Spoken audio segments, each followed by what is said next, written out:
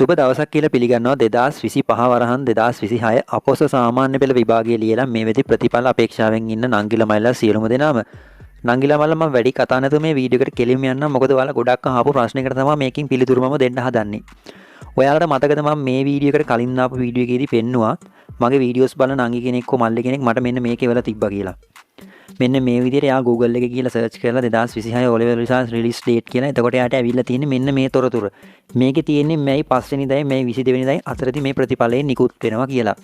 එතකොට නංගිලාමයිලා මේකේ කොහෙවත් ඔයාලට පේනවද සඳහන් කරලා දෙනවා ඔෆිෂියලි කියලා. නිල වශයෙන් දෙනවා කියලා මේකේ ඔයාලට කොහෙවත්ම සඳහන් කරලා නැහැ.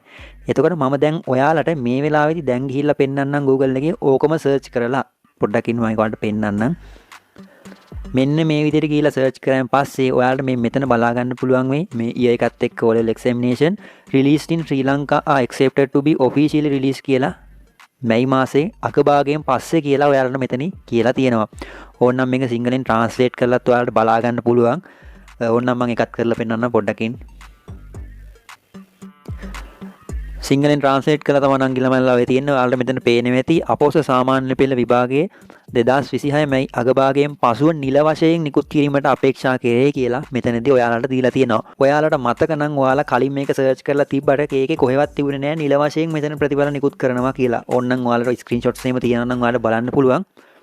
ඒ වගේම මේක සර්ච් කරපු කට්ටිය තව ඉන්නවා මම උදේ වීඩියෝ එක දැම්මාට පස්සේ ඒකකවත් තිබෙත් නැහැ මෙතන නිල වශයෙන් නිකුත් කරනවා කියලා. අපි WhatsApp group එකේ ඉන්නවා නම් මම ඔයාලට මේ වීඩියෝ එක බැලුවෙන් පස්සේ ඔයාලා WhatsApp group එකට ඒ ෆොටෝස් ටිකුත් දාන්නම් එක එක්කිනා මට ඒ ස්ක්‍රීන්ෂොට්ස් තියෙනවා.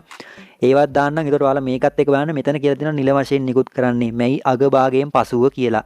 එතකොට ගොඩක් දුරට ඔයාලගේ ප්‍රතිඵලේ මැයි අන්තිම සතියේ හෝ ජූනි මාස මුලදී අනිවාර්යයෙන්ම බලා ගන්න පුළුවන් වේවි. අපි විශ්වාස කරමු ගොඩක් දුරට මැයි මාස අන්තිම සතියේදී ඔයාලගේ ප්‍රතිඵලේ නිකුත් වෙවි කියලා. එතකොට ගොඩ දෙනෙක් මගෙන් තව දෙයක් අහලා තියෙනවා 22 වෙනි සිකුරාදා නිකුත් වෙනවද කියලා.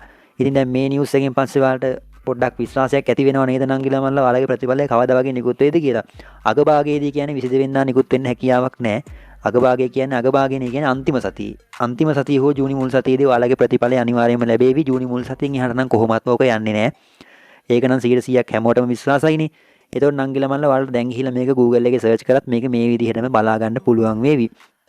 මීට අමතරව දිනේ වෙනසක් සිදු වුණොත් මම ඔයාලට වීඩියෝ එකක් ආයෙ දාන්නම්.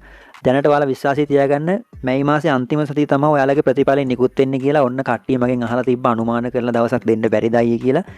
ඔන්න මම දැන් කියනවා මැයි මාසේ අන්තිම සතියේදී තමයි ඔයාලගේ ප්‍රතිඵලෙ නිකුත් වෙන්නේ. එහෙනම් නංගිලාමල්ලා මේ වීඩියෝ එක ඔයාලට ගොඩක් ප්‍රයෝජනවත් වෙන්න ඇති කියලා හිතනවා. අපේ channel එක හොඳයි නම් අපේ channel එක ඔයාලට ප්‍රයෝජනවත් නම් දැන්ම අපේ channel එක subscribe කරලා අපිත් එක්ක දිගටම set වෙලා ඉන්න.